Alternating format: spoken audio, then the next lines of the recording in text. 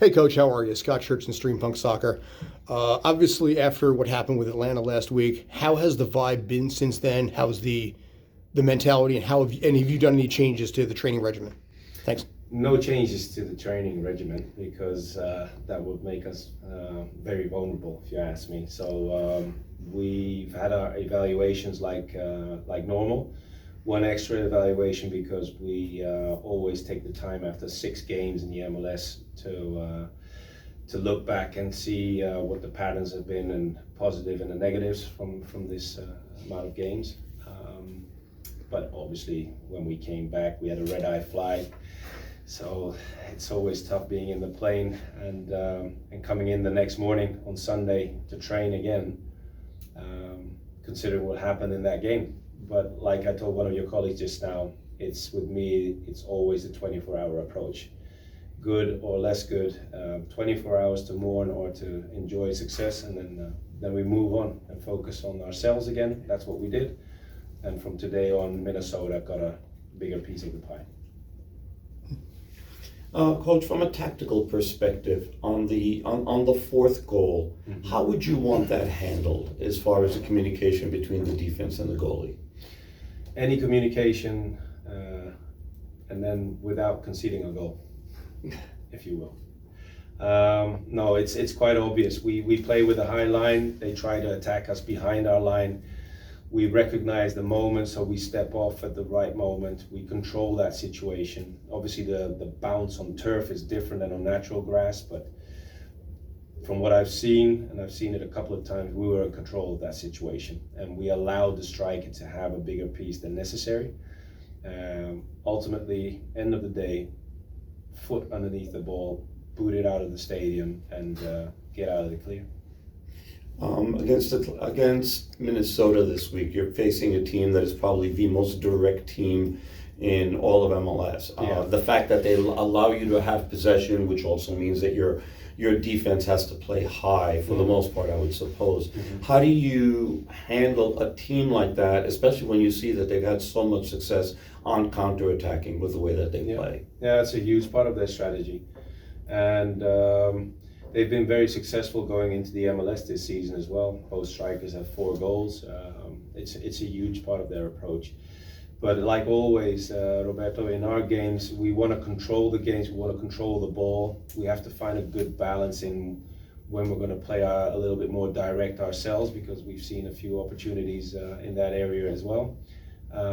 But basically, controlling the counter while you're in possession and while you're in attack is the biggest challenge that is there for us.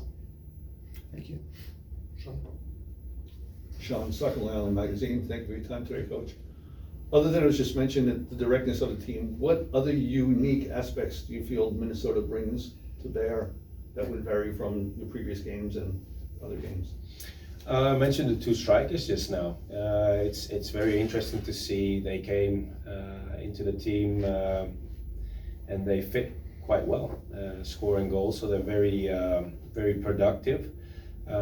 We've had the pleasure to play against them in pre-season, so we felt it during that game what they're capable of, and of course every team develops itself, and they're further than they were in that pre-season game. But it's very interesting to see that their strategy is very successful until now, going into game number 7. So for us, there's a huge challenge to make sure, like I answered your colleague's question just now, to make sure that we control that counter and take away that part of the game where they've been very successful so far. On to the Zoom, we'll go with Alex. Hi, Pascal. This is Alex with me from AM New York. How's it going? Hi, Alex. Hi. Were there any positives you took from the performance in Atlanta that you want to build upon as the team heads back home this weekend? Thank you. Yeah, that's a very, very kind question of you.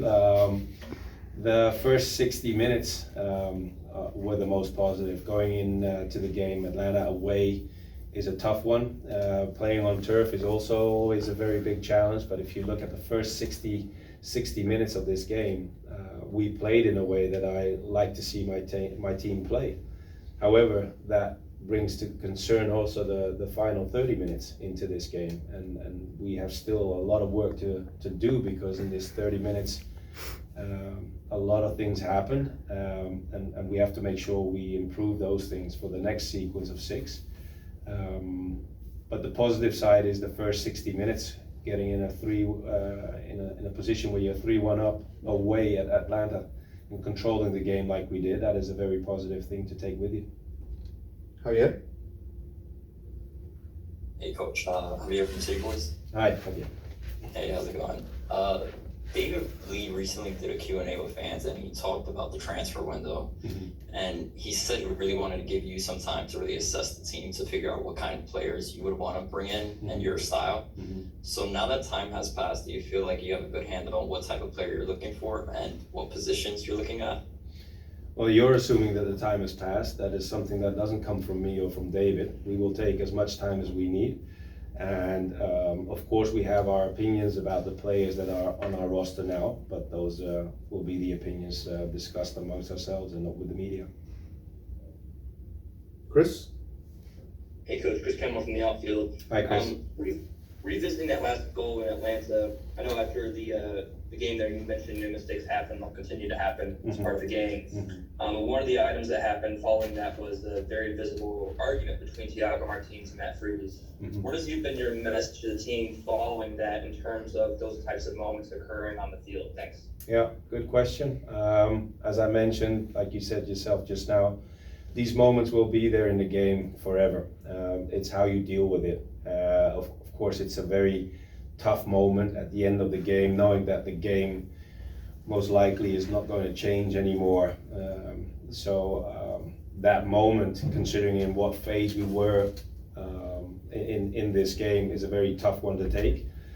But the way we reacted on the pitch is something that has been discussed in the first few days when we came in after the game, and is something that is something that we don't stand for. I don't want my team to act that way. I don't want any individual to act like that in my team. We win together, we lose together, and these type of moments will be there in the game always. And as I said to you, it's about the response.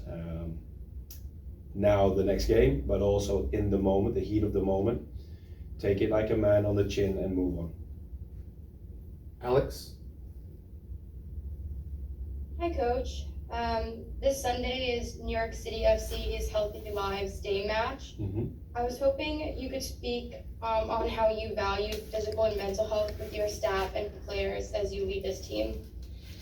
It's a huge part that we emphasize throughout the week in our approach in general. Being healthy is something that we have to cherish as a community.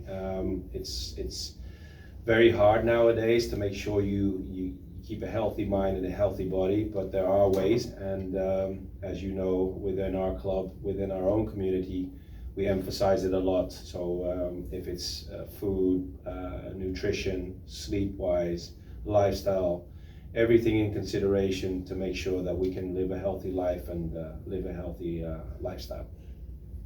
Andrew? Hi, Andrew Lee with Hudson River Blue. Hi. The last game was the third of 6. Hey. How about you? Good. Hello there. How's it going? Go ahead, Andrew. Okay. That was the third time you guys conceded after the 80th minute to basically drop points in a game.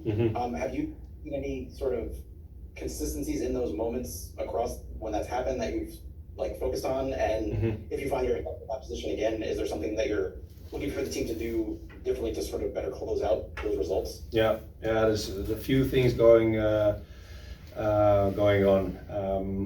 After 60 minutes, we still have to grow. After 60 minutes, we lose our intensity. We drop our standards in the way we play, and we've looked like you just said just now. We looked a little more vulnerable in these moments. So conceding those goals and in that phase of the game has our attention, because it's part of the game management, if you will, that we have to understand in what kind of phase we are in the game to make sure we don't concede and close out games. On the other hand, you've seen moments in games also that we've played. For instance, the game away against Columbus is a good one, but we were under pressure throughout the game. So it's slightly different, but still the same. The team was very, very unified in that match and making sure that we don't concede. However, we should have had that mentality more going into the final 30 minutes if you take a look at Atlanta, because the final 30 minutes against Atlanta was way different than we played in Columbus. So that has our attention, and it's a point of concern.